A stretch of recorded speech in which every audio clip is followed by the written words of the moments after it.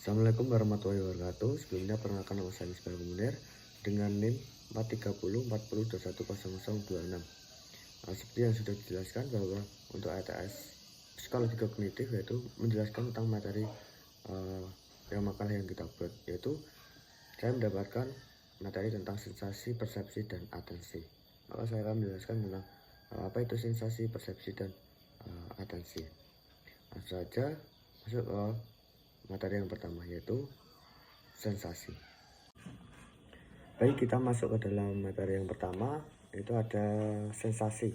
Jadi sebelumnya antara sensasi, persepsi, dan atensi itu ketiganya itu saling berkaitan, tetapi berbeda. Ketiganya itu saling berkaitan tapi berbeda cara pemprosesan ataupun faktor-faktornya. Jadi kalau sensasi sendiri yaitu mendefinisikan adalah suatu pengalaman elementer yang segera, yang tidak memerlukan penguraian secara verbal, simbolis maupun konseptual, dan yang terutama itu berhubungan dengan alat indera. Jadi cara gampangnya adalah sensasi itu suatu informasi atau stimulus yang kita dapat itu melalui alat indera.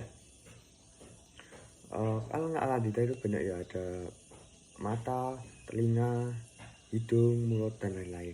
Nah, itu sebuah informasi yang kita dapat melalui panca indera.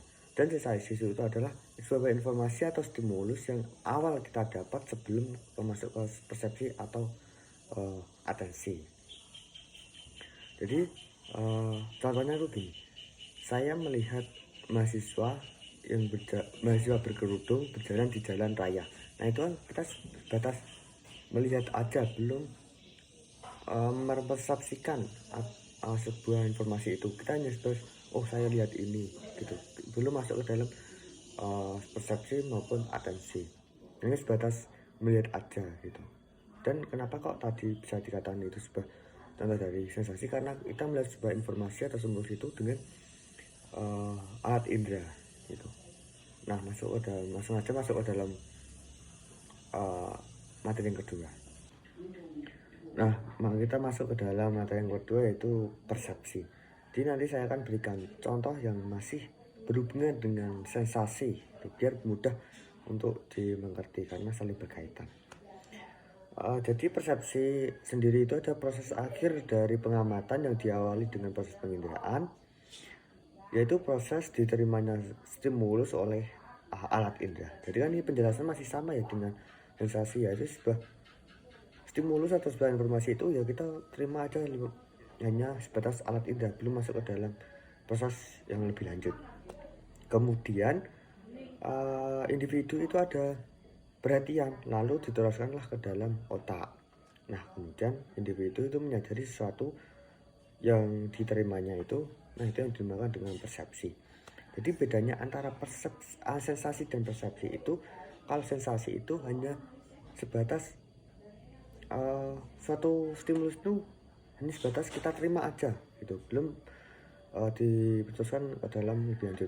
Tetapi kalau persepsi itu yang kita terima oleh alat indera tadi itu sudah dirasakan ke dalam otak. Nah, otak itu akan memproses sebuah stimulus atau informasi itu, kemudian kita bisa menyimpulkan atau mempersepsikan atau gampangnya anggapan kita lah itu. Jadi contohnya gini, ini masih berkaitan dengan sensasi tadi. Sensasi tadi kan saya melihat mahasiswa berkerudung berjalan di jalan raya. Nah, kemudian informasi itu masuk ke dalam otak, maka saya akan mempersepsikan mahasiswa yang berkerudung berjalan di jalan raya itu adalah mahasiswa yang sedang melakukan orientasi mahasiswa baru gitu. Kenapa kok saya bisa mempersepsikan mahasiswa itu sedang melakukan orientasi mahasiswa baru? Karena dulu sebelum saya melihat kejadian ini, ada kejadian yang sama dan mahasiswa itu sedang melakukan orientasi mahasiswa baru.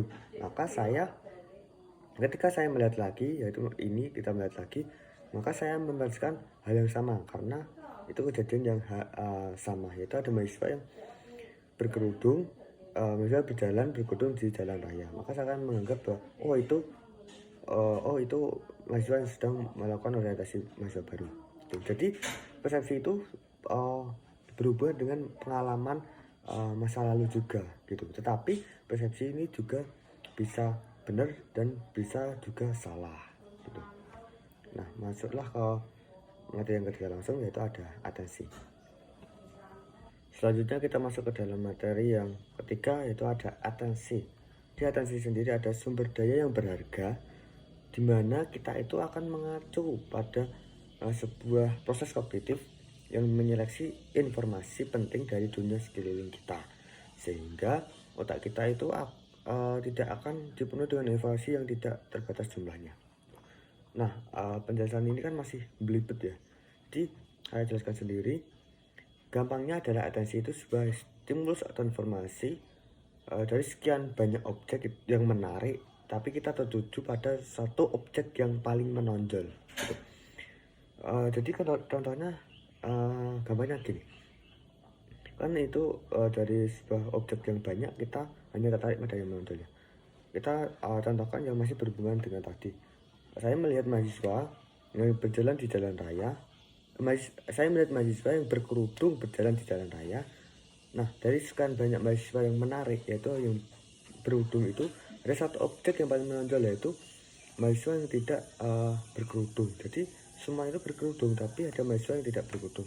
Nah, maka saya akan lebih ada atensi atau perhatian kepada satu objek yang paling menonjol tadi, yaitu salah satu dari mahasiswa yang tidak berkerudung itu. Atau contoh gampangnya lagi itu pada saat kita pada saat berbelanja gitu di pasar, belanja buah semangka gitu. Dari sekian banyaknya buah semangka yang warna merah, itu ada salah satu semangka yang warna kuning gitu. Dari sekian banyak yang menarik, yaitu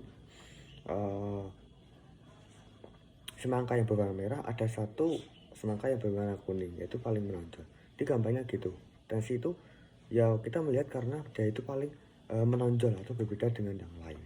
Nah, itulah pengertian atau penjelasan atau proses dari sebuah sensasi, persepsi, dan atensi. Kita masuk ke dalam materi selanjutnya. Baik, setelah saya menjelaskan dari pengertian, penjelasan ataupun proses dan contoh dari sensasi, persepsi, dan atensi, masuklah ke dalam materi, yaitu faktor yang mempengaruhi sensasi, persepsi, dan atensi. Secara garis besar itu sama, itu ada faktor internal dan juga faktor eksternal, tetapi di dalamnya itu berbeda. Kalau sensasi sendiri itu internalnya adalah alat indera, karena kan sensasi itu kita melihat suatu informasi dengan alat indera. Terus kalau faktor eksternalnya itu ada keadaan lingkungan ataupun intensitas lingkungan.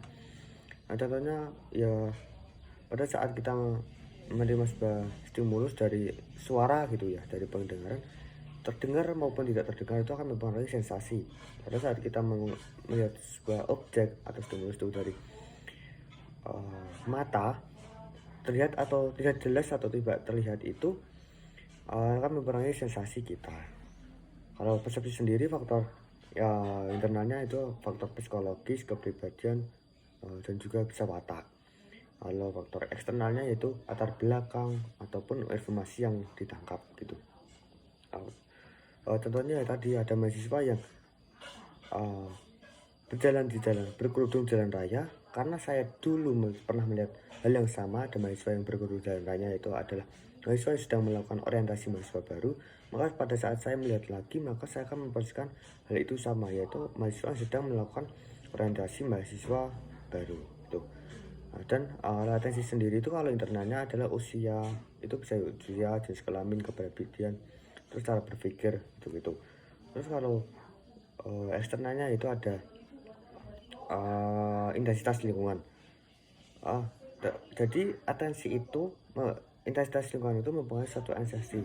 Jadi objek yang paling menonjol atau stimulus yang paling menonjol itu dipengaruhi oleh intensitas lingkungan juga gitu. Nah, itulah yang dapat saya sampaikan. Kurang lebihnya saya mohon maaf. Bila taufiq wal hidayah. Wassalamualaikum warahmatullahi wabarakatuh.